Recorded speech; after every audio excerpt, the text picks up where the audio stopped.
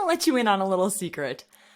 Hustle Fund is a founder superfan VC, and we really want you to nail your first pitch. Eric and I have so much to say on this subject that we made 3 Uncapped Notes episodes for you. In this episode, part 2, we're going to explain what you need to cover in your first VC pitch meeting.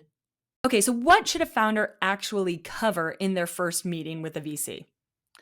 Yes. So there was some advice that my father once gave me when I went on my first date with my now wife. This is about 20 years ago.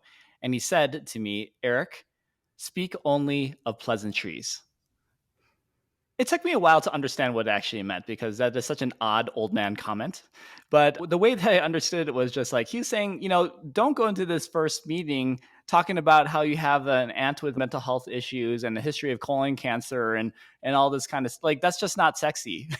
What you want to do is an exercise of progressive discovery where you lead with the strong points and takeaways about you, and then you can open up the kitchen sink a little bit later if the partner wants to dig in a little bit further, right? That's like a date 18 thing to talk about crazy Aunt B. So here's the way that I think about it, which is there's 5 things that I think you need to impart, that you need to have strong perspective on, and you want your VC to understand. And I largely think of it as 5 pillars of team, problem, solution, market, and traction. Janelle, maybe it would be helpful for us to dig into what each of these means, right? Uncapped Notes is a series produced by Hustle Fund designed for first-time founders. Follow us on socials and don't forget to comment, like, and subscribe. Do you want to start with the team? So if I am running my company and I have a co-founder, what would I want to touch on? Yeah, perfect. So for the team, I think largely there's 2 takeaways that I look for. The first, that this is a team that has the relevant skills to solve the given problem. So an example would be like if Janelle and Eric come from clinical sciences backgrounds and we want to create a new COVID vaccine, that sounds kind of credible. But if she and I were marketers at Salesforce and we decided we want to create a COVID vaccine with no clinical sciences background, it's a little bit weird. Doesn't seem to be a founder market fit there. That's part 1. And part 2 is if there are co-founders, demonstrating that there's some history of working together, that you shipped something together. Because a big reason that founders break up is because they haven't worked together for a long time, haven't gone through that grind together. So if that's available, that's nice. And for the problem, you want to be able to talk about the problem that you're solving, who it might be a problem for, but is there more to it than that? Yeah, customer discovery is always helpful here too.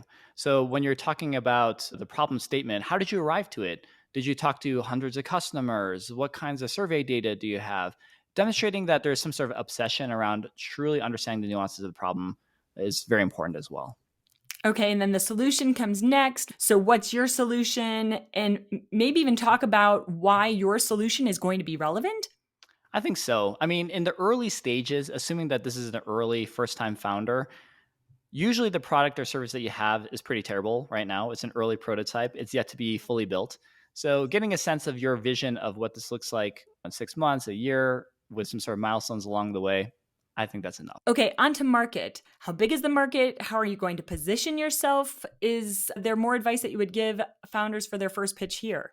Yeah, so I think that is all those things, but the big takeaway is that your market can be measured in the billions and that this is a company that could someday be acquired or IPO for billions of dollars. As a VC, we have to swing very, very hard with every investment that we make into founders who are ambitious to grow into a huge company.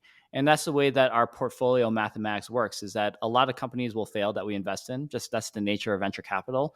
But the few that do succeed will pull up the entire value across the portfolio. So selfishly, that's what I got to see in these kinds of pitches. And lastly, traction. We talked about this a little bit in episode 2.